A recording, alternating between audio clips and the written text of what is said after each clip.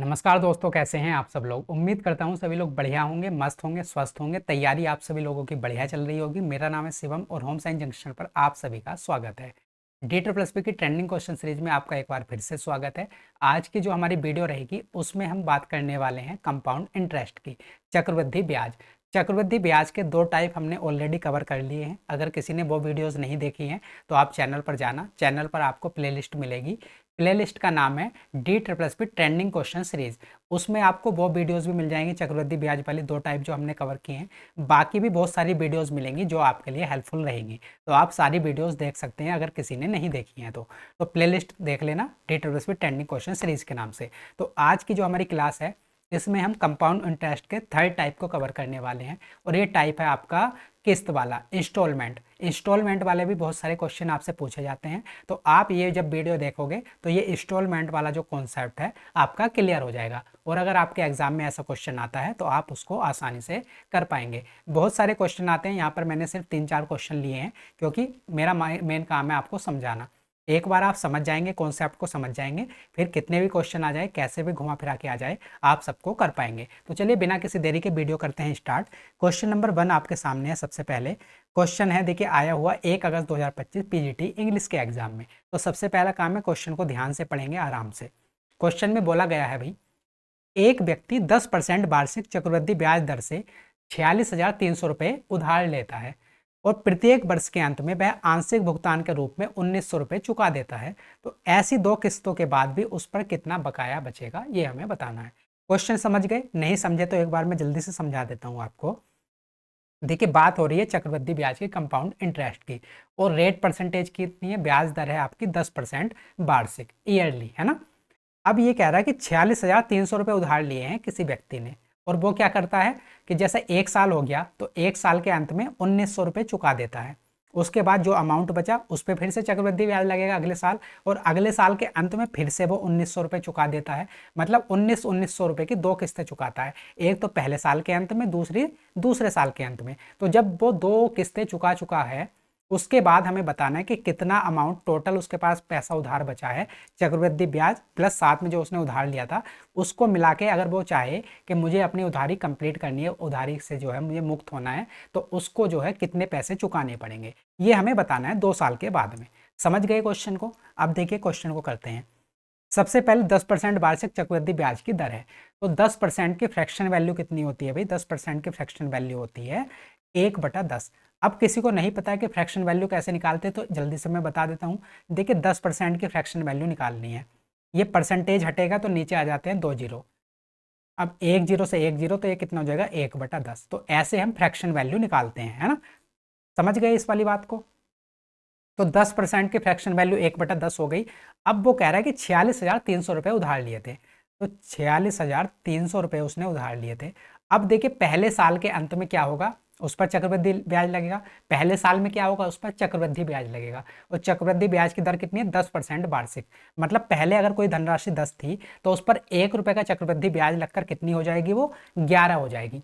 ये 1 साल की कहानी है। अब इसको हम सोल्व करेंगे, तो 1 जीरो से 1 जीरो, यहाँ से 1 जीरो बचेगा।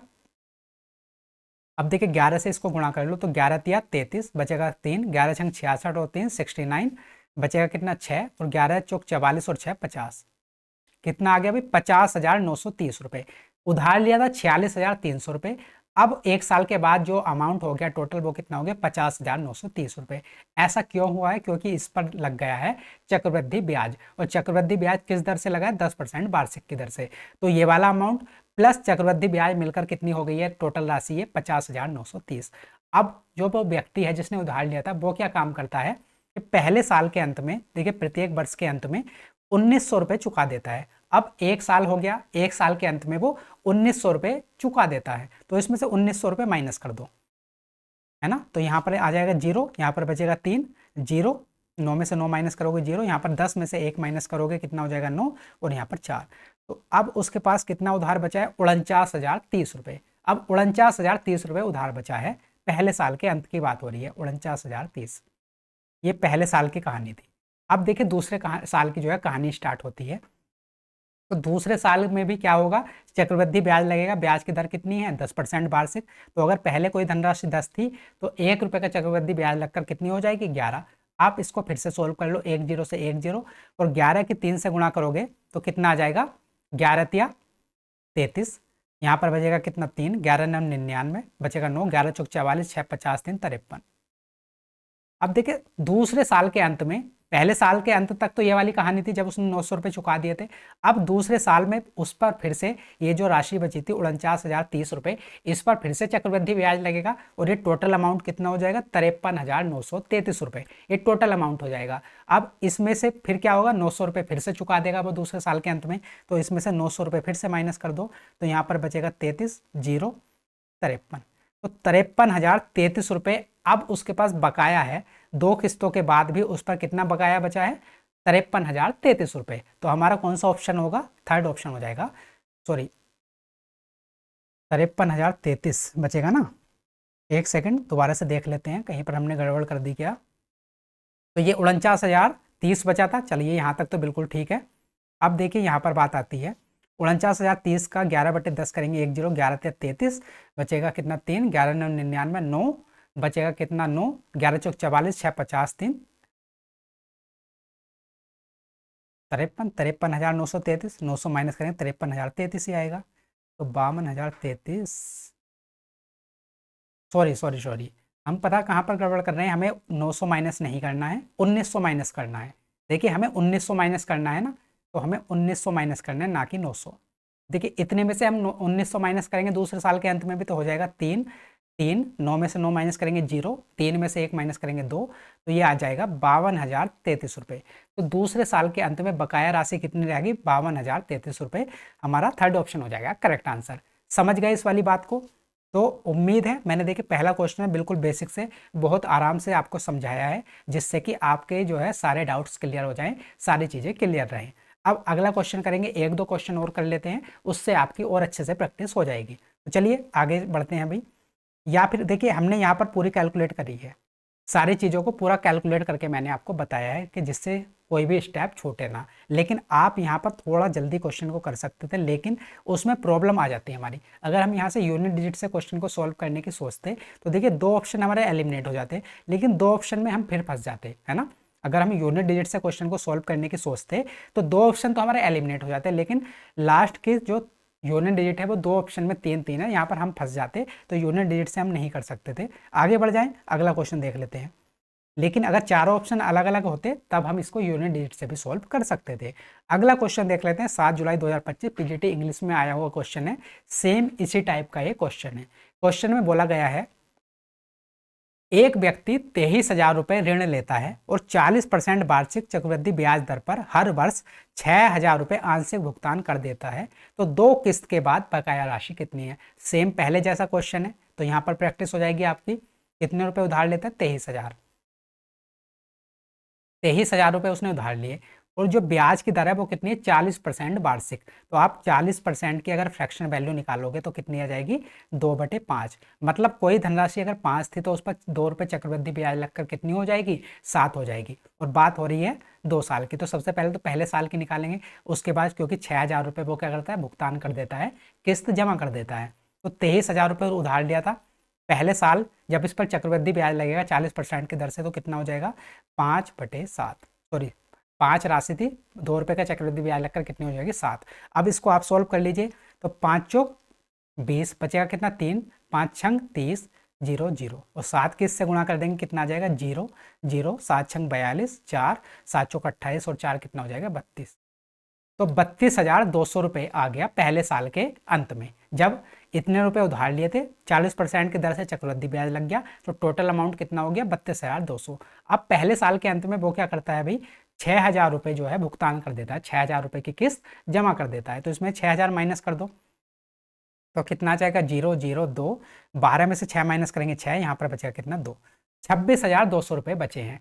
अब क्या होता है, 26,200 पर फिर से जो है अगले साल क्या लगेगा, चक्रवृद्धि ब्याज कितनी दर से, 40% की दर से। मतलब पहले धनराशि अगर 5 थी तो कितनी हो जाएगी, 7।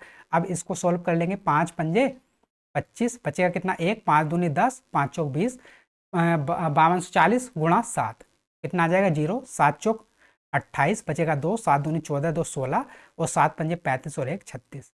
कितनी हो गया अमाउंट 2 साल के अंत में? 36,680।